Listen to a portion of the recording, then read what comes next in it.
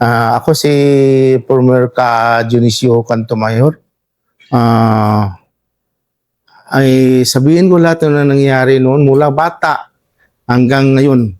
Yung bata pa, doon sa aming barangay sa Bagolibas, doon yung bata pa ko, doon banda kami sa baba. Sinasabi nilang doon sa banda sa Muslim area ang katabi namin doon sa lupa namin.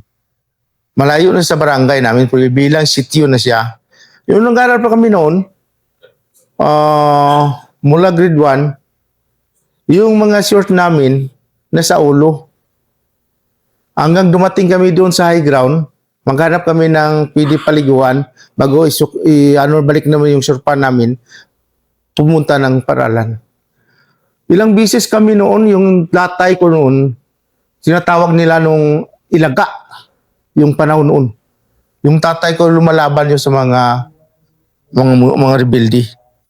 Ilang bisis kami hating gabi, nagtakbo kami papuntang sa kabilang high ground, magtago sa mga punuan ng kahoy, grabing putukan nila. So hanggang naglaki na ako. Kaya nga nag-ambisyon ako na paglaki ko magsundalo ako. Wala talaga akong swerte maging sundalo. So nag-proceed lang ako bilang isang kapgo. So naranasan ko sa buhay namin isang alyusanon. Grabing bakbakan na nangyari. Hanggang sa, hindi pa ko kapgo, sumasabay na ako sa mga armado. Nagingi ako ng mga baril na ako magdala. Nakipagbakan ko sa mga kalaban. Bakit naman? Bata ka pa nun. O yung mga edad na ko mga 15, sir. Yun na, sumasabay na ako. Gusto ko na talagang parang maraming mga parinti ko namatay sa timpo ng Ilaga. Dalawang uncle ko namatay. So, ang naisip ko, papasok talaga ako sa serbisyo sa gobyerno. So, bilang sundalo ng gobyerno, at least makaganti ko sa mga kalaban na pumatay sa mga uncle ko, sa mga parenti ko. So, Bakit ang Ilaga noon sa lugar nyo, marami? Marami sila, sir. O sige, ano bang Ilaga? Yung sabi nila ng Ilaga, kung panahon ni Tutpik noon, binibigyan sila ni Tutpik o mga dipinsa sa katawan para makipaglaban sa mga rebuilding umatake sa amin. Yun. So iba naman ang mga luko-luko na ibang mga tao, kahit hindi kay Commander Tutpik na gamit, gumagawa lang sila ng gamit, ibigay sa tao, pabili doon, para matapang yung tao. So kalawawa naman yung mga tao na hindi pala totoo ka galing kay Tutpik, kundi namatay sa gira. Kaya ng uncle ko na dalawa. Patay yung uncle. Pati yung tatay ko, tinamaan yun. Pero yung kay Commander Tutpik, kasi siya yung alamat dito, siya yung legend dito. Ano naman yung naririnig-rinig mo nung bata ka? Si Commander Tutpik, mismo sila ni tatay, nakita sila, nagsama sila magkipaglaban. Grabe talaga yung abilidad niya, tumatayo rin maglaban. Hindi basta natatabla ng bala. Kung distansya, hindi matamaan. Kung malapit matamaan man po, hindi tinatablan. Yun ang mga kapangyarihan ni Commander Tutpik noon. So hanggang sa naglaki na ko, pumasok ko ng sundalo, ilang beses ko nag-ano sa awang, punta sa awang, hindi talaga ako panahon siguro na magsundalo. So may recruit na kapgo, pagtapos ng CHDF, kami pumalit, nag-training kami 1990. So pagkapag namin, yung naka-hold namin sa noon, is 35B. Yun, grabing operation talaga doon. Grabing operation. So, ano yung mga unang hindi mo makalimutan na operation? Mga unang-una na nung simula mo pa lang ng... yun ang nangyari doon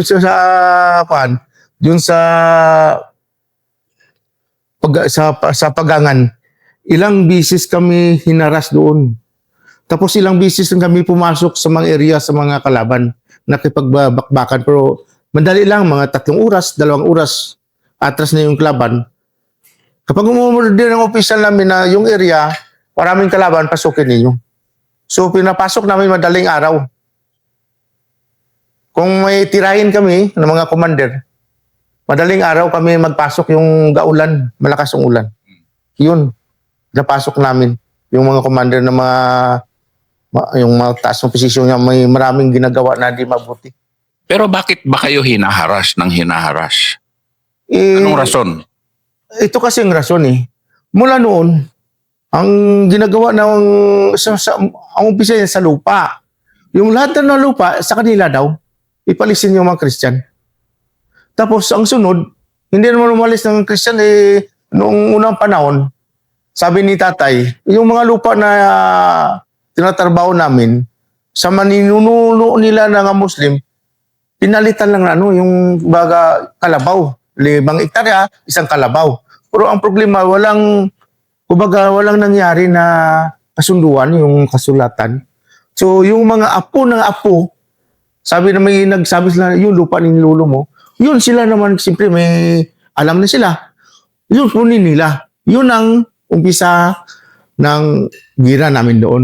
Tapos, yung mga kalabaw ng hayop namin, mga baka namin kalabaw, kinukuha nila kung gabi. So, habulin namin, abangan niya kami, yun, magbakbakan naman kami. Siyempre, ininakaw yung hayop mo, alangan mo, pabayaan mo yun. So, ang mangyari lang, ang sabi na naman nila, kami daw na una. Paano na una kami nga, yung hayop namin ninakaw, sinundan lang namin. Ilang busy yan noon, sir. Buti lang yung mga 2 taon na medyo relax na. Pero noon, grabe talagang nakaw nila mga hayop sa amin. Kaya yun noon, yung magbakbaka na kami, pero hindi na kami kumpiyansa talaga. Ano pa? Hayop, ninakaw. Mga bahay nyo, hindi naman sinusunog. Sinusunog nila, sir. Example nga. Ano nangyari? Example. Yung pagira noon, yung pagira doon sa amin, sa barangay mismo nung inaras na kami, siyempre hindi pa nakaabot sila sa aming barangay. Yung may mga bahay kami doon sa trabaho namin, sa lupa namin disunahan. Kinukuha na yung mga baw-bao namin, tracer, yung mga kalabaw namin iniwan doon. Kinukuha nila, dinadala yung mga gamit sa bahay namin, panggamit namin sa pagsasaka, kinukuha nila, sir. Tapos yung baboy, dahil hindi sila kumakain, binabaril nila. Yung pala yun. Kaya, sa mundo mo na ganon, natural lang ng magkapgo ka, mag-CBO ka. Opo, sir. Kasi kayo lang din yung, hindi man lahat ng barangay kasi kailang makapunta o palaging may sundalo. Hindi naman, limitado naman yung sundalo na kung ilan yung kayang i-deploy. Kaya kayo talaga yung natural na taga-depensa. Opo, sir. Pero ibang tapang din na maging CBO. Dahil palaging mas marami sila sa inyo. Oh, sir. Marami sila, sir, sa amin. So, pinakita talaga namin na kahit marami sila, sir, hindi kami basta-basta aatras. Sige nga, ikwento mo nga yung unang hindi mo makalimutan na pagharas sa'yo na CBO ka na o kapgo ka na. Yung nagkapgo na ko, sa detachment namin, ilang bisis kami tinapunan ng RPG. Abot ng 3 oras na bakbakan namin. So, pagdating ng yung reinforcement naman na 105, dandahan sila mag-atras. So, pagka sa umaga yan, puntahan namin kung saan kung bawa mag-ulan, yun sila mag-aras, madaling araw. So, kung maabutan namin yung pagka-umaga, doon naman, bakbakan naman kami ulit. Sundan namin yung umaga, kung saan papunta yung mga daan niya, mga napakan nila. So, ano naman nangyari sa amin doon? Ilang detachment na napuntahan ko, ganun palagi ang nangyari. Hinaharas yung mga detachment, yung mga civilian, pati yung mga civilian katrabaho sa lupa nila para mabuhay, na-strapping nila, sir. Na ganon? Pati civilian, sir. Paano nila ginagawa? Binabaril nila, sir. Na yung simpleng nagtatrabaho sa lupa? Oo. Pati yung babae ganit, sir, na nag-ibot ng yung palay, para itanim, doon sa Basakan. Malapit ng mga bahay na mga tinira nila, kawawa yun. Tumba yung babae sa tubig. Wala silang pinipili, sir. Bata ka man, matanda ka man, babae ka man na lalaki. Kapag maumpisa ng bakbakan, tirahin ka talaga nila. Nung unang panahon yun o Nung una pa naman, sir. 1970s, 80s, ganyan. Line of 8 na, sir. 1980s. 90 yung nangyari noon, yung mga grabing babakan nga maliit ako, 1970s pa yun, sir. Nung 1980s, halos ganun pa rin. Ganun pa rin, sir. Na katulad mo noon, ano bang umiiral sa'yo? Galit din talaga, siyempre. Para galit talaga, sir. Para sabi ko, sa isip at sa puso ko, sabi ko, darating na panahon na maawa ang Panginoon, makapasok ko ng sundalo. Gaganti talaga ako. Wala tayong magawa dahil wala tayong swerte magsundalo. So, nag-proceed talaga ako sa Kapgo para may baril lang ako talaga na nasa gobyerno ako. Para panahon na bakbakan, may baril ako may paglaban sa kanila. Yung kinukwento mo kanina na kasi kung minsan ang problema nyo talaga pag hinaharas kayo, maubusan ng bala at hindi pa makadating ang sundalo Yes, na reinforcement nyo. yes po, sir. Sige, ikwento mo nga yung gano'n na muntikan na kayong maubusan ng bala o anong pangyayari yon? Yung noon, yung Kapgo ako, hindi na ako pinareport sa City Tasmin kay alam nilang yung barangay namin target na ng kalaban. So ang mga kapatid ko bilang barangay captain, isang sityo kami sa baba, kami banda sa habitat, tinatawag na habitat. Yung barangay namin sa taas. So, yun ang yung mga CBO namin, yung mga bala ng mga gara nila, 4 ka-clip, 3 ka-clip, ganun lang, sir. So, magbakbakan kami, sabi ko, yung mga bala ninyo, kunti lang, huwag kayong basta-basta na paputok kung hindi talaga ninyo masure na matamaan. Kaming bala ni Uto lang, medyo marami ang bala namin. Siyempre, umpisa na bakbakan, sir. Hindi pa niya basta-basta mag-reimpose talaga mga sundalo. Kaya alam ko, dati kong Kapgo. Hindi talaga basta-basta yan. With order pa yan na ganun-ganun. So, kami talaga ang kipagbakbakan. Tapos tumawag kami sa pulis. Tawag kami doon sa sa mga kilala namin sundalo na pwede tulungan ninyo kami kay ganito ng sitwasyon namin. May mga ICOM kami. So, sagot yung mga detachment na, sige, hintay lang kayo. Tawag kami sa taas. So, kung wala kaming mga sariling armas, wala. Patay kami bago dumating yung mga sundalo. Yun nga sa amin, kung may sundalo doon, pakilala kami, may baril kami, pero tinatago lang namin. Kaya yun pala ang rason kung bakit halos bawat bahay dito may armas. Oo, sir. Explain mo nga yun. Kung wala kang bawa ko yung kaya ng ang patid ko, araw-araw magpunta yan sa trabaho nyo, yung armalit na sa likod na talaga, sir. Araw-araw yun? Oo, araw-araw. Hanggang ngayon? Oo, sir. Paano? Yung armalit dito sa likod, tapos 45 daw magbabao yan. Diyan talaga sa katawan niya, sir. Kaya tinatarget kami na patayin kami, sir. Mm. Kami daw ang valley leader sa barangay namin. Dalawa kami. Kaya kung mawala na daw kami, mapatay kami dalawa, wala na yung barangay namin. Wala na nung tao magtapang na malumaban. Hanggang ngayon yan? Hanggang ngayon, sir. So, anong feeling ng parang buhay mo palaging ganun? Oo, sir. Anong feeling ng ganun? Parang sir, minsan hindi ko makatulog isang gabi, sir. Kapag maramdaman ko na may gusto magtira sa akin, maramdaman ko sa katawan ko, sir. Ganun ba? Ilang bisis ko ginapang sa bahay, sir. May isang bisis pa yun na hindi man ko makatulog sa bahay ko na puro hollow block doon sa mga haplang rin, sir. Yung ulo ko, makita ko ng tao sa tinira ko ng 45 to ulan ko, malakas ulan yun pero hindi pumutok. Kaya hinabol ko hanggang sa baba. Nagsigaw ako na talagang matapang, kaharapin mo ako. Wag na... Ganun ka, inaano mo rin siya?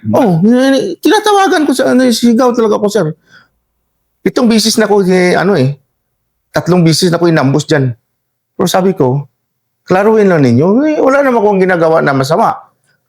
Pero yung mga kalaban, yung mga Muslim, sir, ay gusto talaga nila, kumbaga gusto nila ko tirahin, pati yung kapatid ko. Kapag wala na kaming dalawa, wala na mag-handle sa tao, lumaban sa kanila. Gaano ba kayo kadami na... Kasi ngayon, may Capgo detachment sa inyo. Wala sir, sa unahan lang sir, doon sa baba at saka doon sa Pagangan Uno. Pero, so ngayon, kayo, puro ano lang kayo, mga, hindi, parang bipat, di ba, ang dating? Mga bipat sir. Mga bipat. So, ilan kayo? Yung bipat namin dyan, 20, wala man ibang baril sir. So kami, bawa kong pagyado na, pwede kami sa mga kilala namin sa ibang barangay, maghiram ng baril. Ganun din. Ganun ang ginagawa nyo rin. Paghiram kami, bigyan rin ako ng baril, kami ng baril dahil masahan nila kami. Mm. Tapos sarili ng bala, magbili kami ng bala kung saan kami makahanap ng bala para makadipinsa lang kami sa mga barangay. Ganun pala yung ano nyo. Hanggang ngayon yun, hanggang ngayon. Hanggang ngayon, sir. Makaharbis kami, sir. Kapag may makatanong kami dito mga may bala, bilhin namin lang. Bilhin nyo agad yan. Para i-depinsal namin sa barangay namin. Yung bawa nga, parang ang info ng intelligence nga, delikado talaga, tatawag na kami sa mga parenti namin sa ibang barangay na namin muna yung armas ninyo. Sige, walang problema. Masahan, sabi niya, masahan man namin kayo. Hindi man kayo tatakbo kung ano. Kung sabi ko, kapag wala ng bala, wala magawa, tatakbo talaga. Kapag hanggang may bala, lalaban talaga kami, sir. Ang ganda makinig sa kwento mo kasi ito yung totoong, lalo na kasi ngayon may bantaan ng mga dayuhan. Oo. Ikaw kasi totoong-totoo ito na hindi dayuhan yung kalaban, kundi yan. Araw-araw nyo ang may banta sa inyo, pero ganun pa rin katapang. Sir. Kay 500 ang sabi ng pamangkin ko, kay close na yung commander. Sabi niya sa akin at saka kay utol ko, sabihin mo kay utol mo na wag talagang kumpiyansa kay ang patong ng ulo niya 500,000. Dahil sa mga tinitira namin yun sa yung mga commander ng mga karnaper, yung commander ng mga BFF, pero sumasabay kami sa mga sundalo, sa mga pulis kanina. Kapag may tirahin sila na parang delikado maglaban yung kalaban may armado, bali, puntahan ko nila, tawagan ko nila, pwede kita So, kahit gagalit yung misis ko, sabi niya, nag-retire ka na sa serbisyo, tapos wala ka na makuha doon. Pero, bakit kasi mo sama ko sa akin kung sabi ko, kahit mamatay man ako, basta makatulong lang sa natin, dito sa area natin sa Liusan. Sa estimate ko, sabi ko, ilang beses ko inambos, hindi pa siguro ako kunin ng Lord. Ilang beses ka inambos? Wala, sir. 5 beses na ko inambos, sir. So, bawat kwento mo kasi, bawat ganun kasi, isang kwento eh. Sige nga, anong feeling? Unang ambos, paano ka inambos? Yung inambos ko noon, 3 beses ko inambos, hindi pumutok yung baril ng kalaban. Pagtingin tumakbo, nabol ko. Yung dala ko, wala kong baril, yung itak dinala ko, nabol ko, 3 beses yun. Tapos ganun malakas dala mo. Hindi, malakas kargada. Bali ko sir Bali doon sa aming area sir, ako ang commander sa gibigay ng depensa sa mga tao. Sa mga sundalo, mga pulis. Ang daming kwento kasi ito eh. Alam mo, karangalan ko na marinig itong kwento na ito kasi nagsasanga-sanga kasi yung kwento mo.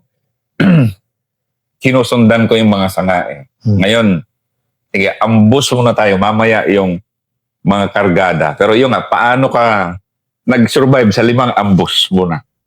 Sa awa ng Panginoon, sir.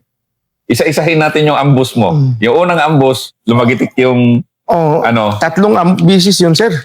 Na puro ganon. Paano? Maramdaman ko rin, sir, na mag-alis ko sa bahay. Parang iba pakiramdam ko. So pagdating ko sa area, gabi ako galakad, sir, kung magpunta ko sa taas. Yung binata pa ko. Pagka-tik ng baril, nilawan ko, tumakbo man. 3 beses yun. Tapos may isang beses niya sa bahay nga sabi ko kung gayga ko, mula 8:00, hindi ko makatulog. Parang nabalisa talaga ko. Sabi ko, may darating na masama sa akin. Eh, ano ng bahay ko, yung makita mo sa loob, yung kalakat na tawag nila, siyempre may ilaw. Ginano talaga, ganyan ng ulo ng 45 ng sa ulo ko tapos punit ko, binulot ko gano'n yung 45 ko dalang flashlight. Talong ko sa kabila. Doon na siya sa baba, sa may maisan ko. Hindi ko na makita. Pagka umaga, nakita ko na yung apak na isang tao lang. Pangalawang ambush yun. Yun yung pangalawang mo ambush. Yung ikatlo naman, doon naman ako sa baba, nagmotor ko. Dahil hindi sana ako magatid, kaya naghabal-habal ko para makabili ko ng gatas ng apo ko. Sabi ng isa, ikaw lang. Sabi ni kagawad pa man ako yun noon. Tapos kagawad, mga tao ko po lahat, sir. Puro Muslim, sir. Ako ang kagawad nila, Ilonggo. Parang masama ang kuwan ko. Pag punta ko doon, pag-attend ko sa Pasayro, pagbalik ko, may narinig ko ng kuwan ng importin dahil ilang 26 years yung service, awa ko ng importin eh. Yung tinig ng importin na nagbaril na hindi pumutok. Hinabol ko, 45 ang dala ko. Doon, pumunta doon sila, mga 3 tao. Hindi na nagano ba, hindi ko naman pinuputukan, sir. Hinabol ko lang, makita ko yung mga apak nila. Basa yung lupa. Yun. Tapos yung tao ni Lastikman sabi kong pumasok sa kampo dahil yung CEO namin, bali si Lieutenant kung nagtaas pa yung rank ko niya sa mag-first lieutenant. Tapos yung asawa niya Muslim. So parang nagtaas ng posisyon na bilang Muslim. So ang dapat magkatay ng kanding bilang papasalamat nila yung detasyon kampo ng sundalo sa amin ang yung bakod kapgo na yun. Doon kami gwardiya na iwan tapos doon kami nagkain. O yung nagsumbali ng kambing, Muslim taga-una ng barangay namin, Pagangan. Tao ni Commander Lastikman. Nakwento mo na kanina si Lastikman. Wala pero pa siya. Sige nga, ikwento mo nga. Sino si Lastikman? Yung si Lastikman, yun ang tao na narinig ko sa mga balita sa mga sundalo, pumapasok yan sa mga kampo ng sundalo, kumukuha ng mga baril. Tapos, mismo yung isa sundalo nga sa Rinto, nakalimutan ko yung apelido na yun sa banda sa Carmen, nakita doon nila si Lastikman, laro sila para kang babra. Dumaan si Lastikman, nabitbit na ni Lastikman yung 60. Wala sila palang, hindi sila makareact, sir. Imbis nakareact sila, malayo na si Lastikman. Parang minsan mawala. Hypnotize, parang gano'n din. Parang mawala, bigla lang na mawala. Yun ang pinto nila. So, doon ko talaga na sa amin yung pinasok niya kami. Siyempre, pagkatapos naman kain, yung rip doon sa Pepsi na na kubo, malaki yung kubo niya. So, pag magkuha sana ng tubig, pagkuha na doon, sabi niya, tumakbo pa balik sa amin, sabi niya, sir, yung baril ko wala na. So, labas kami. Sila ni CEO doon sa kabila na dumaan dito. Ako doon sa highway, papunta doon. Kaya may sitio man doon.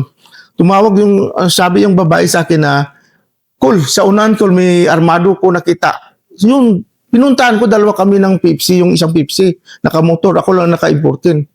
So, pagdikit naman sa may cruising papasok sa baba, kamula sa highway, may puste dyan nakatayo, yung puste ng kuryente. Pagka nailawan na, sintro ng ilaw, yung Armalite nga nakuha nila sa kampo, gaganyan na. Ang distansya ng dulo ng Armalite sa ulo ng Pepsi, ganito ka distansya. Buti lang nakahawak ko dito sa kanya. Ang putok, dito dumaan yung bala. Sa'yo? Hindi, sa ulo ng kamay, dito sa akin. Dito, tumba yung motor. Pag tumba ng motor, yung Pepsi gumapang pa hanggang doon sa baba sa may highway. Sumigaw na, tulungan nyo ang tawag nila sa akin doon, sir, commander, bilang commander ko sa Kapko. Tulungan nyo si Commander John. So, pag tumba ng motor, gaganyan pa ko ng importin ko. Isang magasin talaga, sir, ubos dito sa katawan ko, sir. Yung isang lung na magasin na Armalite. Pagka ubos niya, nakatayo, nakaganyan ko, naka-press ko ng isa, tumama dito sa paa niya. So pag tamaan siya sa paa, nag-ano sa puste, dito sa likod ng puste. Tinira ko na lang putok. Talos na tamaan dito. Pagtumba niya, pag-apak ko na ng dalawang akbang, binanatan ko na ng naka 45 yung kasama sa madilim. Gaganyan. Dito ko natamaan, sir. Pero taka ko, hindi ko na bilang natumba ko. Kwento nga, naubos yung bala. Kumbaga, Naubos yung isang magasin na armalet sa katawan ko bago ko naka-reply. walang tumalab. Dito talaga na tama. Nagpula na itong mga katawan ko, sir. Tapos pag wrist back ko, yung natamaan siya sa paa. So, siya sa poste, doon siya sa likod ng poste. Binanatan ko daw lang putok, tumba siya. So, pag hakbang ko na dalawang hakbang, tinira ko yung kasama na ka-45. So, pagdating ko sa unahan, nabol ko, hindi ko napansin na yung natumba. Yung isang nakatira ng 45, yung nabol ko, mga alas 9 ng gabi. Pagdating mula sa giambusan sa akin, mga 10 meters, doon na sila marami, sir. Sa puna ng mga ipil-ipil. Sabay-sabay sila, Armalite, 14, kahit anong yung ibang baril yun, sir. Pero katayo lang ko, sir. Ako, single-single lang akin, sir. Hanggang nag-atras sila sa baba. Hinabol ko pa sa baba. Grabe, halo na yung lunggo ko sa Tagalog ko. Linti nga po ang ina nyo. Huwag kayong tatakbo. Ako lang nag-isa. Hanggang dumating yung mga reinforcement ko, sir. Sabi naman po, tawag siya sa akin na si CEO. Under, saan ka na? 3 bisis, 4 na bisis, tumawag yung kasama, yung sarito. Buhay ka pa, John. Buhay pa ko Balik ko. Nabalik 3. Kung itaba ko flashlight kayo, buso na ko sa patay ang tabag, habulin ko talaga sila, sir. Kahit saan nang pumunta ko may flashlight ko, sir. Wala akong flashlight eh. Hinabol ko hanggang sa baba. So pagbalik ko, sabi ni dumating yung dati naming mayor si Nunoy nga Kabaya, yung sa DSW siyang kuwan karon ngayon. Direktor ba yata yan sa DSWD. So sabi niya, magpunta ka sa hospital. Kukuntil ito, sir. Kaya yung bala, yung tumama sa lupa, kahit anong abilidad mo, sir, kapag sa lupa tumama, sir, tatamaan ka talaga, sir. Tatabulan ka. Paano? Yung bala ng Armalite, tama sa lupa, nabiyak, sir. Tapos yung isa dito, umakyat dito. Dito ko, sir, Yung dito natin, yung buto natin na ganito, dito yan nakapasok. Yung maliit lang na bala, yung yung nakatama sa lupa, nabiyak na ba? Basta galing sa lupa, tatablan ka kahit anong abilidad mo. Pero yung direct hit sa'yo, Wala, sir. Napula lang yung mga, sir, katawan ko, sir. Tiyan ko, sa pati dito sa dibdib ko. Pula lang, sir. yan ang first episode ni Commander Jun.